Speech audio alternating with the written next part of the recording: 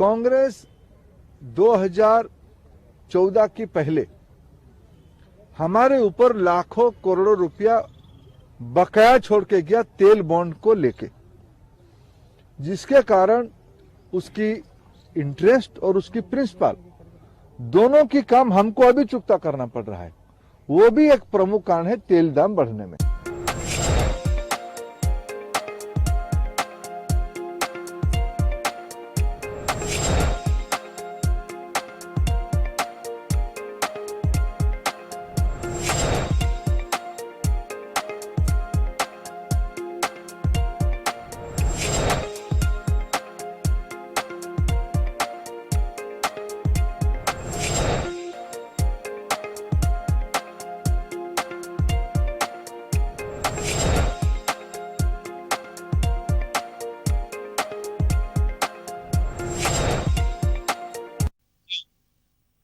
नमस्कार जंटी में स्वागत है आपका। मैं हूं योगेंद्र, आप देख रहे हैं बड़ी खबर। बड़ी खबर में हम बात करेंगे, राहुल गांधी ने मंगलवार को कहा था कि तेल कीमतें कब कम होंगी।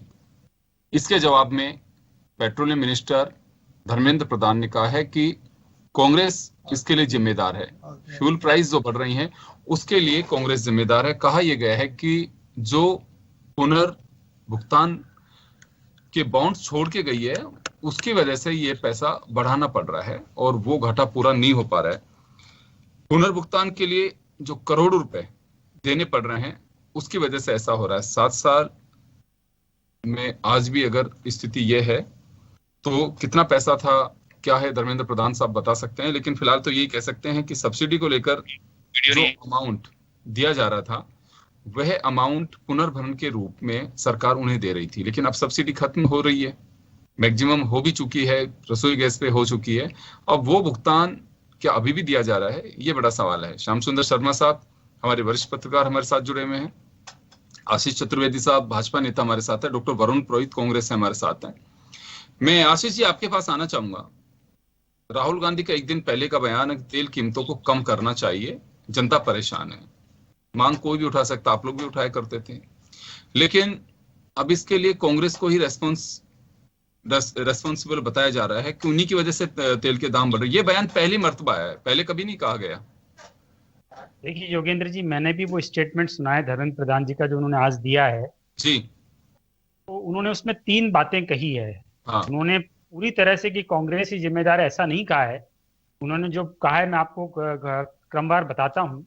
उन्होंने सबसे पहले तो ये बताया है कि पिछले कई दिनों से जो इंटरनेशनल मार्केट में क्रूड ऑयल की प्राइसेस हैं वो बढ़ गई हैं। और आप ही देखिए कि हम देखें पिछले मार्च में जहाँ पे $20 पे रह गया था और फिर अप्रैल में भी 25 करीब था, और पिछले जून और इस जून को कंपेयर करें तो पिछले जून में $40 प्रति बैरल था। आज देखिए ये $75 प्रति बैरल चल रहा है। और नवंबर मतलब पिछली जुलाई से इसमें वृद्धि हो रही है लगातार। इसमें हर महीने जो है 5-10% की वृद्धि हो रही है। और पिछले 6 महीने के कंपैरिजन में अगर हम करें तो पिछले 6 महीने में लगभग 60% क्रूड ऑयल का प्राइसेस बढ़ चुके हैं। तो पहला कारण तो उन्होंने ये बताया है कि क्रूड ऑयल के प्राइसेस बढ़ रहे हैं। और हमारे को फर्क इसलिए पड़ता है क्योंकि हम मोस्ट ऑफ द जो 80% ऑफ द ऑयल है वो हमको इंपोर्ट करना पड़ता है। तो हमको इंटरनेशनल मार्केट से सीधा हमको, और उसमें फिर डॉलर की रेट भी देखी जाती है कि डॉलर की क्या रेट चल रही है। तो कहीं ना कहीं हमको 2 तरह से नुकसान होता है। तो हमको इंपोर्ट करना पड़ रहा है, फिर डॉलर के जो फ्लक्चुएशन उसके कारण भी हमको वो महंगा पड़ता है। दूसरी बात उन्होंने स्वीकारा है, बहुत स्पष्ट रूप से स्वीकारा है, देखिए आप, कि राज्य सरकारें और केंद्र की सरकार है उनका एक बहुत बड़ा पार्ट टैक्सेशन का अब जो है वो पेट्रोलियम प्रोडक्ट के कारण आ रहा है। जोगेंद्र जी, आपने पिछले कुछ दिनों में पहले एक रिपोर्ट आई थी जिसमें उन्होंने कंपैरिजन किया था कि किस तरह से 3.5 लाख करोड़ के करीब तो जो है केंद्र सरकार को एक्साइज ड्यूटी के थ्रू ये मिलता है, और जो राज्य सरकार है उनको, सभी राज्य सरकारों को मिला करके वैट के थ्रू, वैट और सेस के थ्रू 2.5 से 3 लाख करोड़ रुपए उनकी आमदनी हो रही है। इस कारण से ये जो केंद्र की सरकार है और राज्य की सरकारें, आप देखिए कि बहुत सारी योजनाएं लागू कर रखी हैं। जैसे वर्तमान में आप देखेंगे तो प्रधानमंत्री गरीब कल्याण योजना चल रही है, फिर डायरेक्ट बेनिफिट ट्रांसफर हो रहा है लोगों के कम अमाउंट में, राज्य सरकारें भी कर रही है और केंद्र सरकार भी कर रही है। आप देखिए प्रधानमंत्री आवास भी है और ऐसी कई योजनाएं, कल्याणकारी योजनाएं जो चला रही है। चल सकते हैं, हम ये मान के चल सकते हैं। तीसरी बात उन्होंने ये कही कि राहत की तो उम्मीद नहीं कर सकते हम अभी। देखिए, निश्चित रूप से जिस हिसाब से अगर हम केंद्रीय मंत्री का स्टेटमेंट देखें, उस उसमें लिहाज से उन्होंने मुझे बहुत लगता है स्पष्ट किया है कि अभी सरकार के पास एक मतलब फंड्स का क्रंच भी है, क्योंकि कोरोना काल में जो कॉर्पोरेट टैक्स है उसमें भी काफी कमी आई है, और सरकार को अपनी कल्याणकारी योजनाएं भी चलानी, क्योंकि देश का एक बहुत बड़ा तबका है जो कि गरीबी रेखा से नीचे है। और आप देखिए कि मनरेगा की फंड की अगर हम बात करें तो 2020-21 में सरकार ने ऑलमोस्ट उस फंड को डबल कर दिया था। 1,05,000 करोड़ रुपए मनरेगा में सरकार ने व्यय किए हैं। वो इसलिए व्यय किए हैं कि लोगों को रोजगार मिले, जो लोग माइग्रेटेड होकर के अपने गांव में आए थे उनको एक मतलब रोजगार उपलब्ध हो जाए, उनके पास थोड़ा कैश आ जाए। तीसरी बात फिर उन्होंने कही कि अभी रिसेंटली पता पड़ा है कि कांग्रेस सरकार ने 2014 के पहले ऑयल कंपनीज को जो सब्सिडी दी जाती थी, जिसको कि सेंट्रल गवर्नमेंट अपने फंड से देता था, जो उसका बजट एलोकेशन होता था, वो बंद करके एक बॉन्ड दिए। और जहां तक मैंने अभी पढ़ा है रिपोर्ट में, वो लगभग 1,35,000 करोड़ के अमाउंट है, और जिसपे प्रिंसिपल अमाउंट भी बाकी है, और प्लस उसका इंटरेस्ट भी पे करना पड़ रहा है। तो कहीं ना कहीं उन्होंने ऐसा नहीं कि केवल कांग्रेस को जिम्मेदार दे रहा है, उन्होंने कांग्रेस भी जिम्मेदार है। कांग्रेस ने जो चेंज किया वहां पे पैटर्न 2014 के आसपास, 2013-14 में जो चेंज किया, उसके कारण भी कहीं ना कहीं ऑल कंपनीज पे प्रेशर है कि उनको प्रिंसिपल भी पे करना है और एक इंटरेस्ट भी पे करना है, तो इसलिए दाम कम करने में दिक्कतें हैं। जी श्याम जी, चलिए, एक बड़ी बात है, स्वीकार भी किया आशीष जी ने, और धर्मेंद्र प्रधान जी की जो स्टेटमेंट है उससे भी मुझे लग रहा था कि कोई राहत की खबर नहीं कह सकते हैं, क्योंकि रोज ये चौराहे की चर्चा होती है कि फ्यूल प्राइस कम होने चाहिए, कम हो सकते हैं, उम्मीद है लोगों को, लेकिन फिलहाल तो मुझे लगता नहीं है। जनता क्या सोच रही है इसको लेके? देखिए योगेंद्र जी, जब बीजेपी सरकार में नहीं थी उस वक्त किस तरह की भाषा बोलते थे आशीष जी को पता है, लेकिन आज सरकार में होने के 7 साल हो गए सरकार में आए हुए, इसके आज ये बोल रहे हैं कि कांग्रेस ने बॉन्ड के अंदर हमने खरीदा और उसकी पुनर्भरण की बात हो रही है। 7 साल में क्या हुआ, कम से कम उसको क्लियर करना चाहिए। नहीं, हर बार मांग उठ रही है कि पेट्रोल और डीजल को जीएसटी के दायरे में लाया जा रही है, नहीं ला रही है सरकार, क्योंकि उसको पता है कि आमदनी इसी से हो रही है। ऐसी स्थिति में देखिएगा कि पिछले 1 महीने में 28 बार कीमत बढ़ी है, और जब चुनाव होते हैं तो कीमत नहीं बढ़ती है। तो सरकार जब सरकार के ऊपर कोई बात आती है तो सरकार कहती थी इंटरनेशनल मार्केट बढ़ रहा। इंटरनेशनल मार्केट जब कांग्रेस की सरकार थी, यूपीए की सरकार थी, 137 रुपए प्रति डॉलर हमको क्रूड ऑयल मिलता था, आयात करते थे हम। आज हम 75.26 प्रति डॉलर के हिसाब से हम कर रहे हैं। तो ये दोनों का इतना बड़ा अंतर है। तो ऐसे आप जो कह रहे कि हमारे को इंटरनेशनल मार्केट बढ़ रहा है इसके कारण, लेकिन आप देखिएगा कि अगर हम एनालिसिस करें तो पेट्रोल पर 60% केंद्र और राज्य और डीजल पर 54% केंद्र और राज्य सरकारें दोनों वसूलती हैं। तो आप बताइए, अगर इतनी बड़ी राशि अगर वसूली जा रही है दोनों सरकारों द्वारा, और फिर हर चीज की कीमत का नियंत्रण पेट्रोल और डीजल के माध्यम से होता है, क्योंकि आवागमन सारी चीजें इससे होती है। तो अब केंद्र सरकार ये कहे कि हम पैसे टैक्स लेकर के, आप बहुत सारी टैक्सेस लगा लेंगे, पेट्रोल डीजल को ही अगर बढ़ा करके हम करेंगे, तो ऐसी स्थिति में आम व्यक्ति जो कि इसको उपयोग करता है उसकी अर्थव्यवस्था पर तो कमाई हो जाएगी इनको, लेकिन आम व्यक्ति मारा जाएगा। इसलिए हमको जीएसटी के दायरे में लाने की बात जो बार बार उठ रही है, और राहुल गांधी ने जैसा कहा है कि आखिर कब होगा क्या नहीं होगा, क्योंकि वो विपक्ष में है, उनका अधिकार है कहने का, और आप सत्ताधारी पार्टी के हो इसलिए आप बचते हो कोशिश, तो उनको राय देनी चाहिए कि आप कम से कम, वो 3 राज्यों में सरकारों में है, वो वेट कम कर सकते हैं अपने यहाँ। 2% मुख्यमंत्री जी ने हमारे यहाँ वेट कम भी किया, उन्होंने कहा कि इससे भी हमको 1200 करोड़ रुपए का सालाना हमको कमी हो जाएगी। तो है स्थितियां, वेलफेयर में सरकार वेलफेयर का काम करती है। वेलफेयर का काम ये नहीं है कि आप फिर पेट्रोल डीजल बढ़ा करके कह दो कि नरेगा में इतना दे दिया, बाकी इसमें दे दिया। स्थिति, आर्थिक स्थिति कमजोर है, बात सही है, लेकिन हमको आम व्यक्ति को कैसे छूट दी जाए और किस प्रकार से हम इस पे इतना अधिक टैक्स नहीं लगे, जिस तरह की 60% तो पेट्रोल पे लग रहा है और 54% डीजल पर, इतना टैक्स किसी भी कीमत पे किसी भी चीज पे वसूला जा रहा है क्या? इसलिए हमको आम व्यक्ति को कैसे राहत दी जानी चाहिए, इस पे मनन होना चाहिए। और जीएसटी के दायरे में ले आएंगे तो फिर ना तो आरोप आप पे लगेगा ना राज्यों पे लगेगा, क्योंकि वो खुद काउंसिल में बैठते हैं, तो ये अपने आप स्थिति कंट्रोल में आ जाएगी और कम हो जाएगी उसकी कीमत। तो आज की इंटरनेशनल मार्केट की बात कहकर के बचाव नहीं किया जा सकता। जब आप सत्ता में नहीं थे तो कहते थे कि इससे लूट रहे और सब कुछ हो रहे, और किस तरह की मालाएं पहन करके स्मृति ईरानी या प्रधानमंत्री जी खुद भी जब मुख्यमंत्री गुजरात की हुआ करते, सारी बातें कहते थे। तो आज ये सब चीजें खुद पर आ रही, तो आप कह रहे हैं धर्मेंद्र प्रधान कि हाँ हमने नहीं, हम क्या कर सकते हैं, हमारे हाथ में कुछ नहीं। लेकिन सरकार के हाथ में है। जब चुनाव होते हैं तो सारे हाथ में रहती है, बैठते नहीं है। आज अगर पिछले देखिएगा एक महीने में अगर 28 बार कीमत बढ़ी हो, और आप देखिए आज जयपुर में 104 रुपए तो पेट्रोल मिल रहा है, डीजल भी मिल रहा है 97 करीब, बिल्कुल 70 के पास में पहुंचने वाला है। और बिल्कुल, और देखिए आठ राज्य है जिसमें राजस्थान है, मध्य प्रदेश है, महाराष्ट्र है, आंध्र प्रदेश है, तेलंगाना है, कर्नाटक है, जम्मू कश्मीर है, और लद्दाख में 100 रुपए लगभग ये कीमत आ रही है। तो आखिर ये सब चीजें क्यों हो रहा है? बाकी जगह बहुत जगह कम है, हरियाणा में कम है, हमारे यहाँ के सड़क का उपयोग होता है, और बाकी जाके पेट्रोल दूसरी जगह पर डीजल भराते हैं। तो इसलिए हम किस प्रकार से कम कर सके, इस तरह के मुख्यमंत्रियों की बैठक बुला करके इसमें निश्चित रूप से प्रधानमंत्री जी को समीक्षा करनी चाहिए और कोई राहत देनी चाहिए जितना बड़ा, और जीएसटी के दायरे में अगर आ जाएगा तो सारी चीजें खत्म हो जाएगी। डॉक्टर वरुण पुरोहित, आप सुन पा रहे हैं हमें? जी जी सुन पा रहा हूँ, वीडियो नहीं आ रहा, सुन पा रहा हूँ। वीडियो नहीं आ रहा वरुण जी, हम दर्शकों तक उनका ऑडियो पहुंचा रहे हैं। कनेक्टिविटी प्रॉब्लम है, इस वजह से उनका ऑडियो आप तक पहुंचेगा। वरुण जी, अभी जैसे बताया कि ये निश्चित रूप से सही है कि 80% हम ऑयल जो है वो हम इंपोर्ट करते हैं, ये बात सत्य है।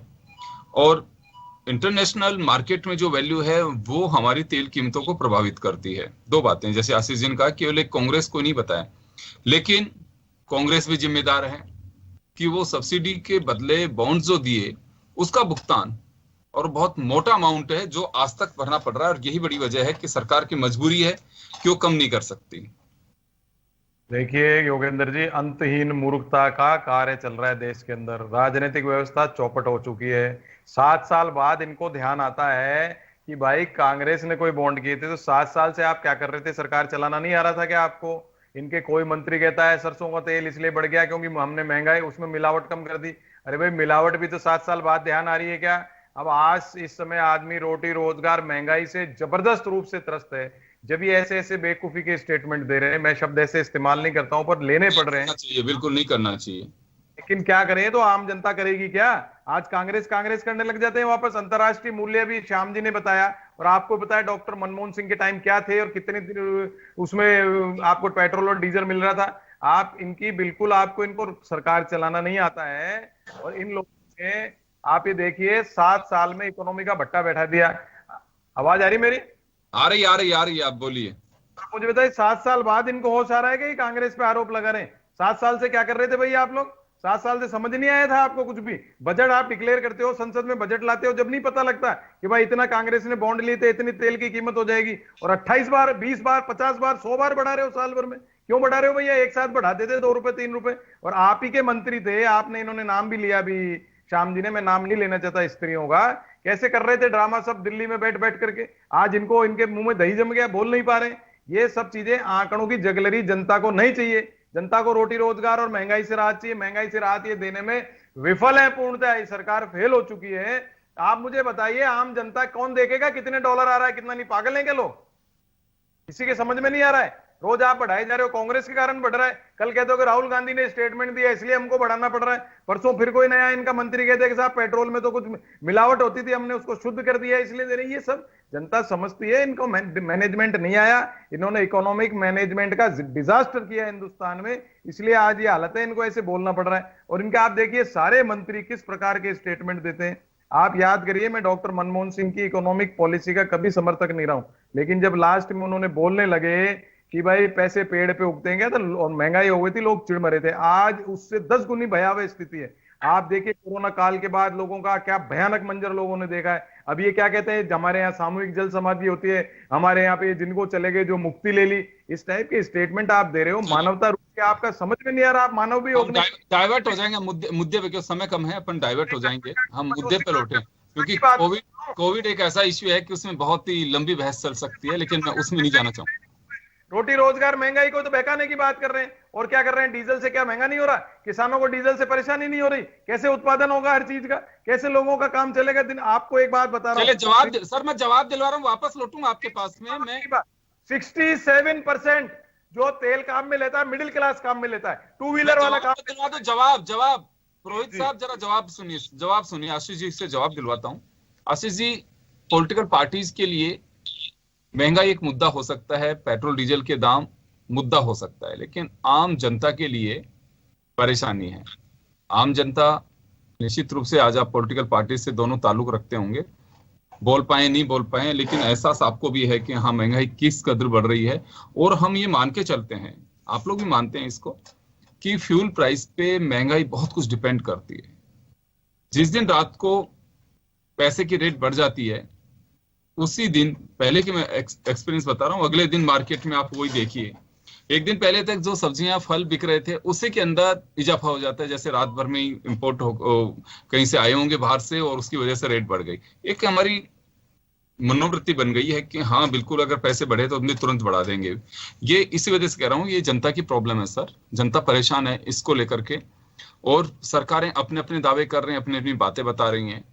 तो यहाँ पॉलिटिकल पार्टी जब अपोजिशन में होती हैं, आज कांग्रेस श्वेत पत्र जारी कर रही है, इसका विरोध कर रही है। आप लोग उस वक्त सड़क पे खाना बनाना, बैलगाड़ियां चलाना, सारे काम करते थे। तो जनता ये सब तमाम चीजें जो है देख भी रही है। हम लोगों को महसूस होता है कि हाँ वास्तव में जब कुर्सी पे बैठते हैं तो हमारा नजरिया अलग होता है, जब बाहर होते हैं तो नजरिया अलग होता है। देखिए योगेंद्र जी, ये बात आपकी सही है कि अगर डीजल पे प्राइजेस बढ़ते हैं तो जो एसेंशियल कमोडिटीज हैं, क्योंकि वो उसके थ्रू ही परिवहन उनका होता है, उसके प्राइजेस बढ़ते हैं। लेकिन फिर भी हमें जो बातें हैं वो तथ्यों के आधार पर करनी चाहिए। आप देखिए, कांग्रेस राज के टाइम पे 2004 से 14 के बीच में अगर इन्फ्लेशन रेट देखें हम, तो लगभग ऑन एन एवरेज 8 से 9% के बीच में रही है।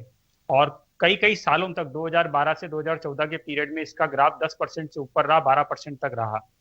अभी हम वर्तमान में बात करें, खुदरा की बात करें, चाहे होलसेल प्राइस इंडेक्स की बात करें, रिटेल की बात करें, तो अब जाकर के जो महंगाई दर है वो 6% के आसपास है। अन्यथा आप देखेंगे पूरे 7 साल के मोदी जी के कार्यकाल में ये 5% 4% बनी रही, बहुत कंट्रोल वे में रही है।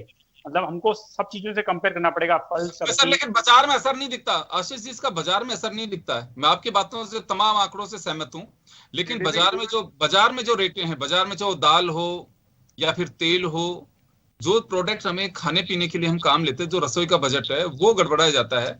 तो ये आंकड़े कुछ भी कहते हो, लेकिन आम आदमी इस भाषा को समझता। आज भी भारत के अंदर 70% लोग वो इस इकोनॉमिक्स को समझते हैं कि मैं जो कमा, आप देखे होंगे, मैं जो कमा रहा हूं, आपने पढ़ा होगा, उसमें से मेरी पॉकेट में रहना चाहिए, मेरे घर का खर्च चलना चाहिए। दालों की बात, योगेंद्र जी अगर हम दालों की बात करें तो आप देखिए सरकार ने वापस इसका इंपोर्ट खोला है अभी, और उसके कारण दालों में एक रीजनेबल वापस कमी भी हुई है। ऐसा नहीं है, बीच में बढ़ गई थी। और सरसों के तेल में भी कंपैरिजन कर लें तो कहीं ना कहीं सब चीजों में कमी आ रही है वापस। सरकार ने प्रयास किया, सरकार प्रयास कर रही है। मैं नजरिए की बात कर रहा हूं सर, मैं नजरिए की बात करता हूं कि हम जब अपोजिशन में होते हैं, आज कांग्रेस श्वेत पत्र जारी कर रही है, कुछ साल पहले आप खाना बना रहे थे सड़क पे बैठ करके, लेकिन जैसे ही कुर्सी पे बैठ जाते हैं तो ये ब्यूरोक्रेट्स का चश्मा चढ़ जाता है कि वास्तव में मजबूरी होती है कि बाहर हम कुछ भी कहें। योगेंद्र जी, मुझे ऐसा लगता है कि हमको बहुत आंकड़ों के साथ बात करनी चाहिए कि 2014 में जो जितनी भी कमोडिटीज हैं उनके क्या प्राइजेस थे और अभी क्या प्राइजेस हैं। तो बहुत ठीक है, एक सर्टेन परसेंटेज ऑफ इन्फ्लेशन तो है, बट बहुत ज्यादा नहीं है। आप देखिए कांग्रेस राज में तो लोग बिल्कुल महंगाई से हमेशा परेशान ही रहे हैं। जब जब कांग्रेस आती है लोगों के वाक्य में निकल जाती है, जब जब कांग्रेस आती है महंगाई लेके आती है, ये जनरल वाक्य है। आप किसी से भी पूछ लें। अभी अगर हम बात करें तो आटे की बात करें, शक्कर की बात करें, फल सब्जी की बात करें, तो आपका कहना है कि उस मुकाबले तो आज भी राहत है। आप देखिए ना, आप आटे का क्या भाव है, चावल का क्या भाव है, शक्कर का क्या भाव है, फल सब्जी को क्या भाव है, कंपेयर करें। आप खुद ही कंपेयर करें ना। जब भी तो सर मैं पूछ रहा हूं आपसे, क्योंकि मैं खुद मार्केट से लेके आता हूं, सब्जी मैं लेता हूं, घर का सामान मैं खुद खरीदता हूं, उसी वजह से मैं कह रहा हूं। तो बड़ा चिंता होती है कि बजट गड़बड़ा रहा है, बजट आपका भी गड़बड़ा रहा है, लेकिन आपकी अपनी मजबूरी है कि पार्टी को फेवर करना, बोलना भी चाहिए, क्योंकि इससे ज्यादा कुछ नहीं हो सकता। जो लोग चैनल्स पे ये कहते हैं सर पहले 2 या 3 सब्जी के साथ खाना खाते, एक कटोरी गायब होती जा रही है, तो इससे हम अंदाजा लगा सकते हैं। वरुण पुरोहित साहब, जब महंगाई का एहसास तो पहले आप लोगों को भी रहा होगा, फिर क्यों श्वेत पत्र जारी किए जाते हैं? कौन सा श्वेत पत्र जारी है? जीएसटी लागू होने के बाद राज्य सरकारों के पास बचा क्या है? राज्य सरकारों को कंगाल कर दिया। कॉर्पोरेट टैक्स नहीं आएगा तो आम जनता का खून चूसोगे आप। मुझे एक बताइए, आप सेंट्रलाइजेशन और टैक्सेशन हो गया, राज्य सरकार चाहे बीजेपी कांग्रेस की हो, कहां से लाएगी पैसा? राजस्थान में वैसे ही रेगिस्तान है, आप पंजाब से कंपैरिजन कैसे करोगे? दूसरी स्टेट जहां इंडस्ट्रियलाइजेशन है वहां से कैसे करोगे? ये कंपैरिजन हो ही नहीं सकता। ये तो बोरा चुके हैं, इनको आम जनता से कोई मतलब नहीं है। सेंट्रल विस्टा प्रोजेक्ट में ये फिर कहेंगे वो क्यों अल्लाह मचा रहे हो? अरे भाई ऐसे जितने भी थे, चाहे राज्य सरकारें होंगे केंद्र सरकारें, पोस्टपोन करते उनको, आप राज्य सरकार को चिट्ठी लिख देते कि भाई आप कोई प्रोजेक्ट बना रहे हो बंद कर दीजिए। सेंट्रल विस्टा प्रोजेक्ट है, कोई हवाई जहाज लाने बंद करते। खुद के ऐशोआराम में तो कमी नहीं कर रहे। चुनाव करा रहे हो, हजारों करोड़ रुपए खर्च होते हैं चुनाव में। मुझे पता है चुनाव में कितना पैसा खर्च होता है। आप इतने पागल समझ रहे हो पब्लिक को? रोटी रोजगार है नहीं, महंगाई सराखों पे चढ़ रही है। कांग्रेस में ये थी, 2014 में ये थी, अरे भाई सन 47 में क्या था? वैसे कंपेरिजन करोगे आप? ये आम जनता को बहकाना चाहते हैं, आम जनता नहीं बहकेगी। तो चुनाव बंद कर देने चाहिए, फिर प्रतिपक्ष से डिमांड करेगा कि इलेक्शन तो होने चाहिए। भाजपा के बनिए, क्या कह रहे हैं योगेंद्र जी? इलेक्शन बंद कर देने चाहिए। इलेक्शन में क्यों खर्चा कर रहे हो आप? क्यों हवाई जहाजों से इस्तेमाल करने देते हो? साइकिलों से नहीं होते क्या चुनाव? हजारों करोड़ रुपए खर्च कर रहे हो। राजनीतिक दलों को तय करना है, ये तो राजनीतिक दलों को तय करना है, अकेले बीजेपी थोड़ी कर रही है। जिन राज्यों के अंदर कांग्रेस है वहां भी चुनाव हो रहे हैं। केंद्र सरकार ही तो करेगी, दूसरा विपक्षी दल कैसे करेगा? प्रधानमंत्री कहते नहीं भाई कोई नहीं करेगा, पार्लियामेंट से प्रस्ताव पास कर लो।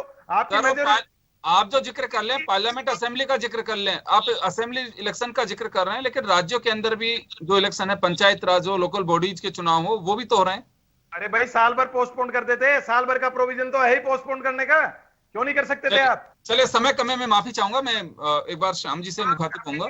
श्याम जी, किस निचोड़ पे पहुंचे हम? ये तो महंगाई एक राजनीतिक दलों के लिए मुद्दा, लेकिन जनता के लिए परेशानी है, और राहत की कोई खबर नहीं कह सकते अभी हम।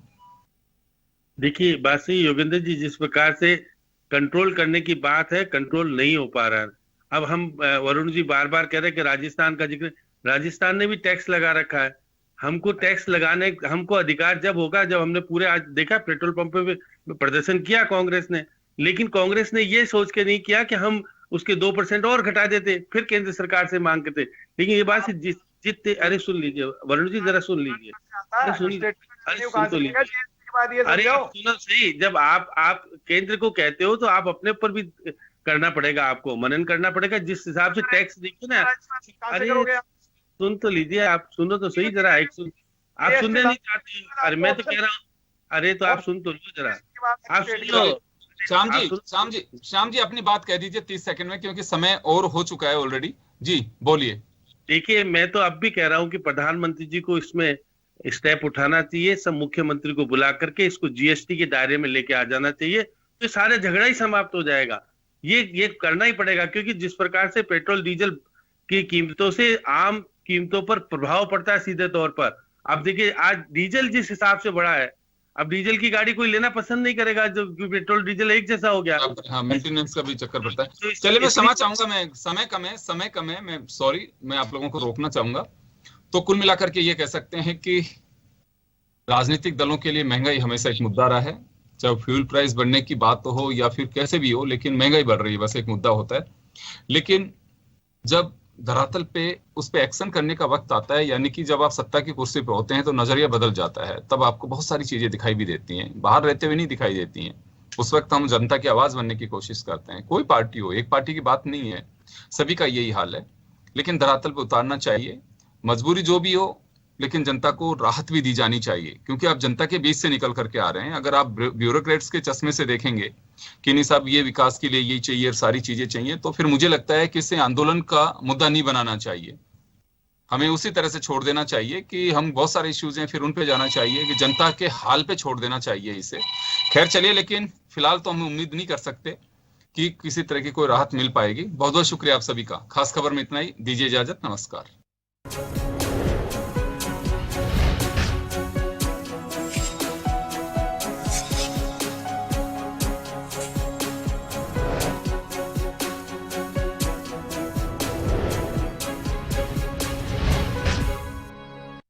जन टीवी की लेटेस्ट अपडेट पाने के लिए हमारे चैनल को जरूर सब्सक्राइब करें और नोटिफिकेशन पाने के लिए बेल आइकॉन दबाएं।